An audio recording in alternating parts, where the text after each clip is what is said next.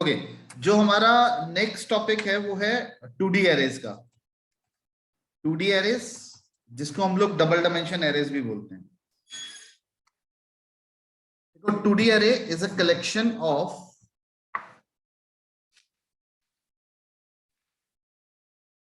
array is a collection of rows and columns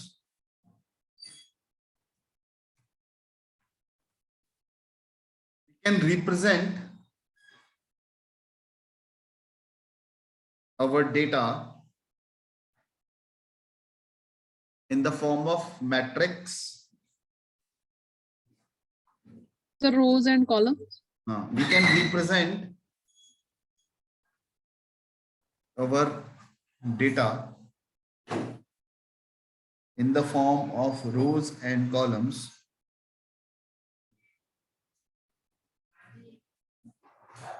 each element in 2D array is represented with unique index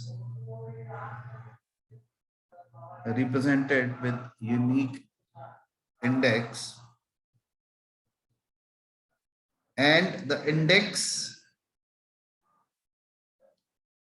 is represented with row number and column.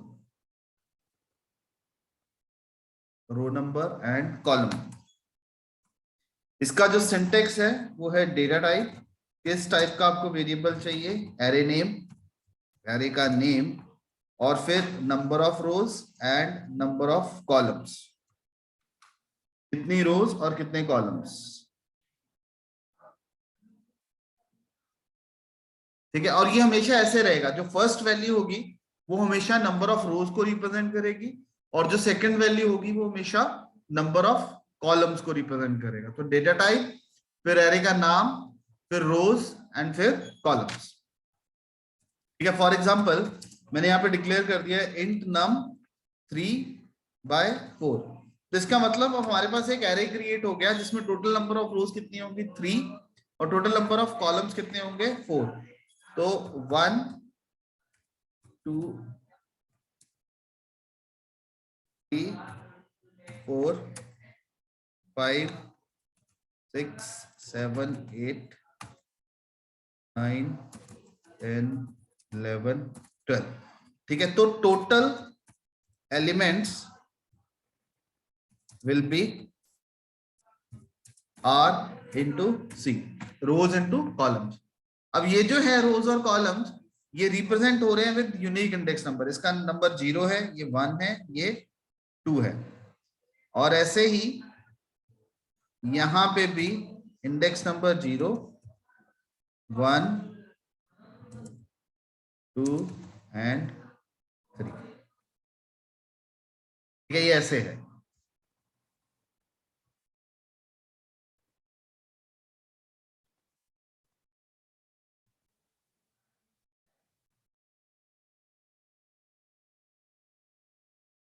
ठीक है, तो अब जैसे यहां पे value है 3, अब 3 का इंडेक्स नंबर क्या होगा? Row number 0, column number 2।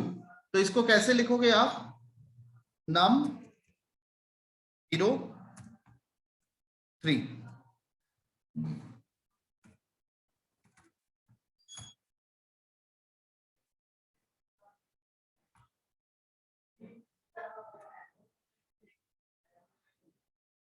ठीक है, तो इस तरह से इसकी वैल्यूज जो हैं वो रिप्रेजेंट की जाती है। मतलब अगर मैं आपको बोलूं कि वैल्यू जो 10 है, 10 वैल्यू है, वो किसके साथ रेफर हो रही है? इंडेक्स नंबर क्या है उसका? रो का 2 और कॉलम का 1।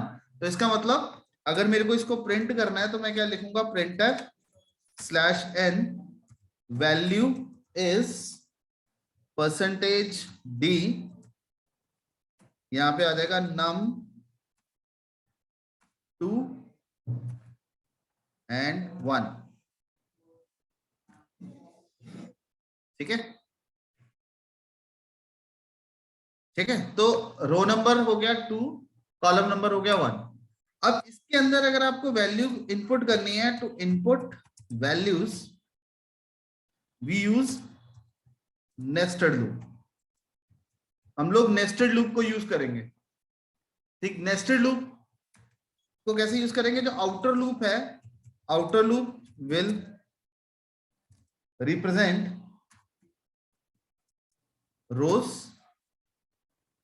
और जो इनर होगी, इनर लूप रिप्रेजेंट कॉलम्स। ठीक है, आउटर लूप जो है वो रोज को रिप्रेजेंट करती है और जो इनर लूप है वो कॉलम्स को रिप्रेजेंट करेगी।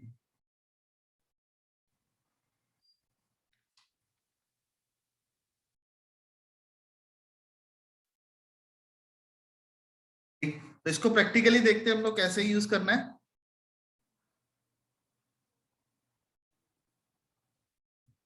हम क्या करते हैं, एक एरे डिक्लेयर करते हैं और एरे को डिक्लेयर करने के बाद फिर हम लोग उस एरे को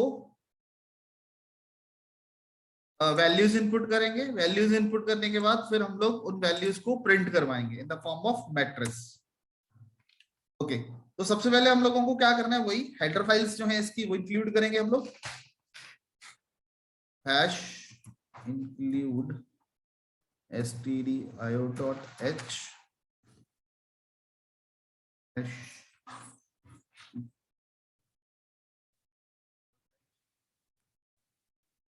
यहां से हम लोग मेन प्रोग्राम में चलते हैं। पहले void main, यहाँ पे एरे डिक्लेयर कर लेते हैं हम लोग int num। अब ये जरूरी नहीं कि ये रैंडम होना चाहिए, आपको ये जितने का चाहिए आप उतने का ले सकते हैं इसको। मतलब जितने रोज और जितने कॉलम चाहिए आपको उतना ले सकते हो आप इसके लिए। एक वेरिएबल मैं लेता हूँ रो के लिए, एक लेता हूँ कॉलम के लिए। यहाँ पे अब लूप लगा दी फॉर, अब r 0 से शुरू हो रहा है, r इज इक्वल टू 0। हमारे पास कितनी रोज है? 3। यहाँ पे क्या आ जाएगा? r लेस देन 3, फिर आ जाएगा r प्लस प्लस। ठीक, फिर हमें कॉलम की वैल्यू इनपुट करवानी है। तो कॉलम हमारा शुरू हो रहा है for column is equals to 0, column less than 4, column plus plus. ठीक, फिर यहाँ पे हम वैल्यू इनपुट करवाएंगे printf /n enter array values. तो यहाँ पे हमने स्कैन कर लिया, scanf %d num of r c, रोज और कॉलम से हमने वैल्यूज एंटर करवा ली। अब यहाँ पे ये वैल्यूज एंटर हो गई। अब इन वैल्यूज को हमने प्रिंट करवाना है, तो प्रिंटिंग के लिए फिर से लूप लगानी पड़ेगी for r is equals to 0, r less than 3, r plus plus, और c is equals to 0, c less than 4, c plus plus. अभी ये वाली लाइन मत प्रिंट करना, इसके बाद वाली ना, ये वाला। यहाँ पे मैं कर देता हूँ printf /n %d num of r c। Okay, इतने को रन करते हैं पहले हम। ठीक, यहाँ पे मैं नीचे get ch लगा देता हूँ, get ch। ठीक, ऊपर हम लोग स्क्रीन क्लियर कर लेते हैं कि कुछ पुरानी आउटपुट होगी तो उसको क्लियर कर दे, clr scr। ठीक है, अब इसको रन करते हैं हम लोग, कंट्रोल F9। अब ये प्रोग्राम चल गया, वैल्यूज पूछ रहा है आपसे कि आप अपनी वैल्यूज एंटर करिए।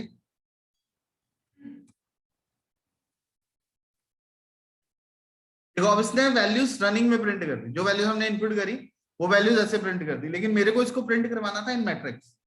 ठीक है, जो मैट्रिसेस की फॉर्म के अंदर मैं चाहता हूँ कि ये प्रिंट हो जाए, क्योंकि मैंने यहाँ पे इसको प्रिंट कर दिया /n के साथ। तो /n के साथ ये क्या करेगा? हमेशा न्यू लाइन में जाएगा। तो मैं यहाँ पे क्या करता हूँ, /d टैब लगाया, %d, और मैं चाहता हूँ कि जब ये एक रो प्रिंट कर दे उसके बाद ये नेक्स्ट लाइन में चला जाए, printf /n। इतना ही करने से आपकी सारी आउटपुट जो है वो चेंज हो जाएगी।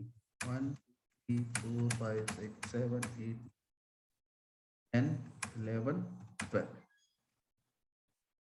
ठीक है, अब ये क्या हुआ, /t ने प्रिंट कर दिया 1, फिर /t के बाद tab slash T stands for tab, ठीक है। उतनी टैब आ गई, जब उसने 4 तक प्रिंट कर दिया तो लूप से बाहर निकला, जैसे लूप से बाहर गया तो उसने क्या करा, उसको न्यू लाइन में ले गया, ठीक है। न्यू लाइन में लेके जाने के बाद फिर 5 6 7 8 फिर 9। अब ये देखो, ये जरूरी नहीं है कि आपकी ये डिमेंशन अलग अलग होनी चाहिए, ये सिंगल डिमेंशन, मतलब अगर आप इसको 4x4 का करते हो तो बस इसको यूटिलाइज करने का तरीका सेम होना चाहिए। यहां से आप इसको 4 तक चलाओगे रो को, और 4 तक चलाओगे कॉलम को। इसको रन करते हैं हम लोग। अब इसमें वैल्यूज जो भी देनी है आपको,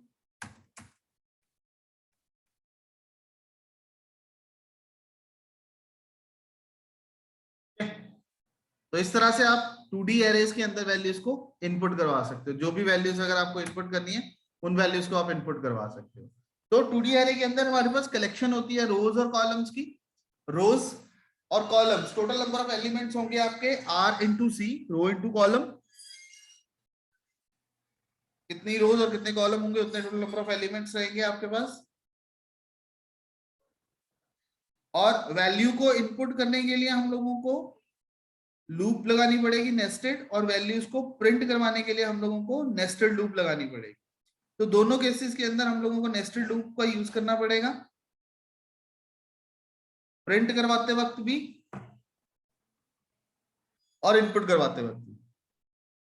और इसमें 1D एरे में है जो कॉलम एलिमेंट है वो एक इंडेक्स के साथ रिप्रेजेंट होता है, और इसमें जो एलिमेंट है वो ड्यूल इंडेक्स के साथ रिप्रेजेंट होता है, क्योंकि वो रो में भी है और कॉलम में भी है।